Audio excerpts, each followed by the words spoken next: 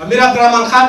لکه چې مخکې هم یو څه اشاره ورته وشوه په 1813 د 1901 کال پورې 25 کاله پاچاهي کړې ده که څه هم د پښتون پاچا په نامه واکمني کړې خو د پښتو او د پښتنو سره یې دومره همدردي نه درلوده هر څه چې ویلي یا هر څه چې لیکي په فارسي ژبه یې کړي دي خو په پښتو لیکنو کې د دراني احمدشاه د کورنۍ پورې خو په خپلو لیکنو کې د دراني احمدشاه د کورنۍ پورې ځان تړلی ګڼي او وایي نخستین پادشاه دراني احمدشاه بود و من از همان خانواده هستم د دې څخه برسېره د انګریزانو سره یو ننګین تړون د خپل قدرت دوام په خاطر په 1890 کال کې راسته کړ چې د جنرال ډیورن د تړون په نامه په تاریخ کې ثبت کړ چې د دې تړون په ترڅ کې ډېرې زیاتې سیمې د افغانستان له خاورې څخه د تل لپاره جلا شوې او پښتانه هم د انګریزي استعمار پر ستره چلوټه کې په دوو برخو وویشل شو دا معاهده له هماغه پیل نه ډېر څخه د دواړو خواو پښتنو نه منلې او د امیر عبدالرحمن خان پر ضد د انګلیس د استعماري ډلو سره یو ځای د تیکې څخه توره رایستلې ساتلې ده خو د تورې استعمال دغه سیاسي مسلې د حل لاره نه ګڼي لر او ګر پښتانه هیله لري چې د لیک د دواړو خواو پښتنو غوښتنه په مسالمتابیزه ډول حل و فصل شي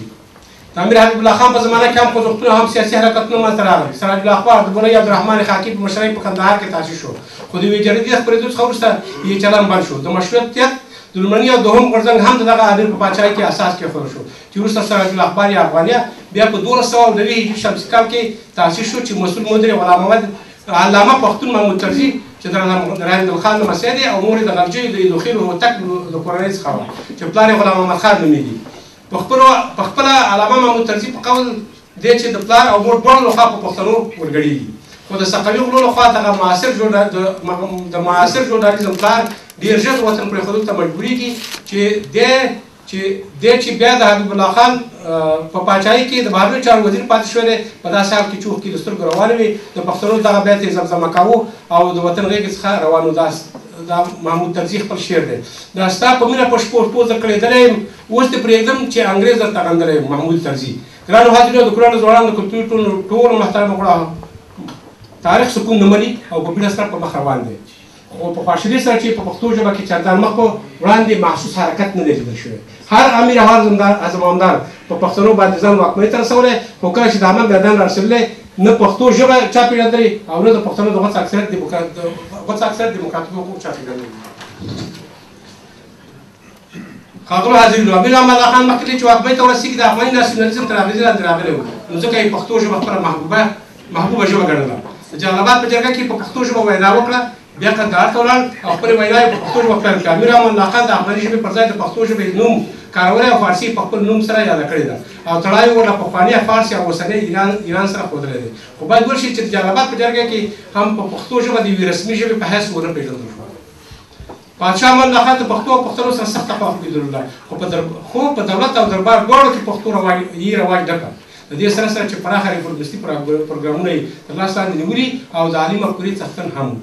بیا حبیب الله خان چې د سقاو دوجي په نامه یادېده چې د کابل په کلکانو کې پیدا شوی د افغانستان د مشهورو غلو او دړمارانو په ډله کې و چې د یوې پراخې دستې په ترڅ کې انګریزانو د کابل په تخت د 9 میاشتو لپاره د یوې ګوډۍ په څېر کېنول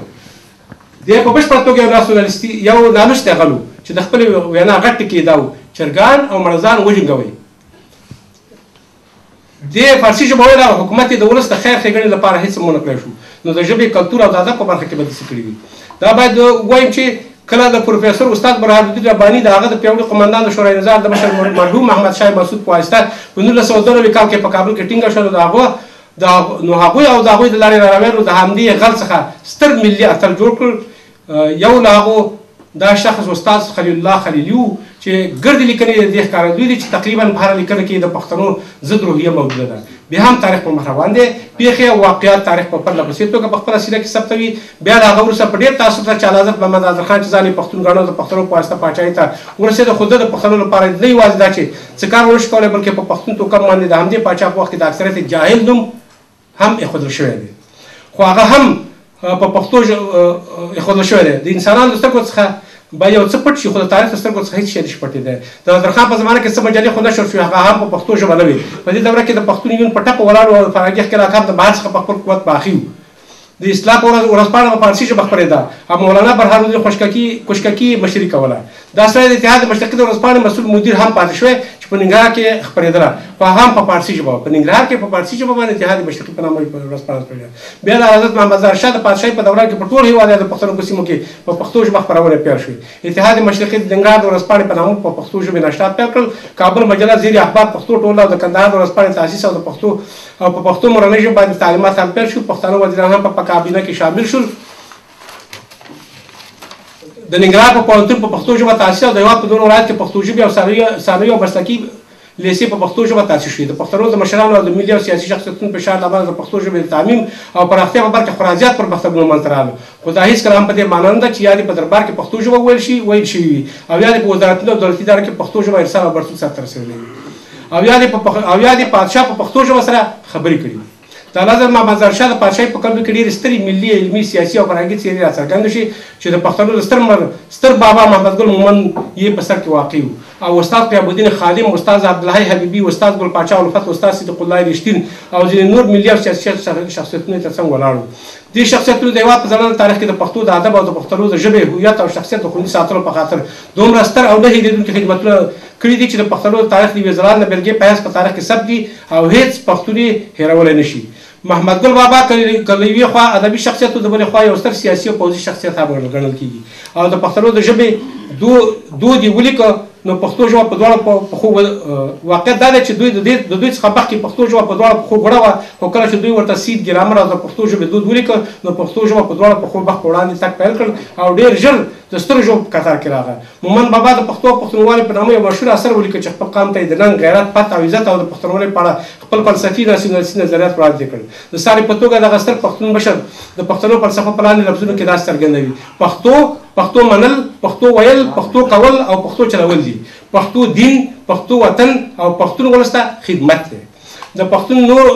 نورو پنځو ستورو چې نومونه یاد شول تل د مومند بابا ملاتړل دي او هغه یې په ډېرو ځایونو کې ځان تندی پرېښی. دغه بابا به ویل چې د هېواد لومړنۍ ژبه دې پښتو او دوهمه ژبه دې فارسي وي. محمد ګل بابا یو وخت د کورنۍ چارو د وزیر په حیث هم پاتې شوی خو بیا خو د مبارزې څخه یې لاس نه دی اخیستی. مومند بابا ډېرې کورنۍ د هېواد شمال ته ورواړولې او هلته یې پښتانه میشت او زرغون کړل. هغه به ویل چې د انګریزي پاچاهانو انګریزي ژبه او د ایران پاچاهانو به په ایراني ژبه په ایراني یعنې فارسي ژبه خبرې کولې خو زموږ پاچاهان پښتانه او پښتو نشي ویلی چې دا په حقیقت کې د خپل قام سره سخت ظلم او سخته جفا ده.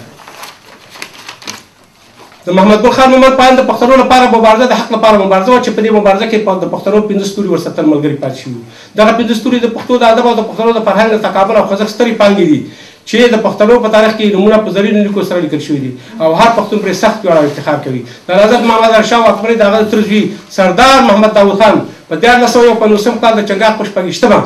نیټه پای ته ورسوله او د یوې پوځي کودتا په ترڅ کې قدرت ترلاسه کړ. په ده باندې هم د پښتونیزم تورونه ولګېدل. د یو ګوندیز حکومت اعلان او ټولې ملي او شخصي ورځپاڼې چې د دیموکراسۍ ښکارندوی بلل کېدې بندې او د هېواد اساسي قانون تعلیق په حالت کې راوستل شو. ځوان جمهوري حکومت په فرمان نه چلېده. د ده سره په زړه کې د وطن د آبادۍ او د استقلال مینه موجوده وه خو دی یو احساساتي او جذباتي سړی و چې زیاتره وخت به یې په دې برخه کې پاتې راغی.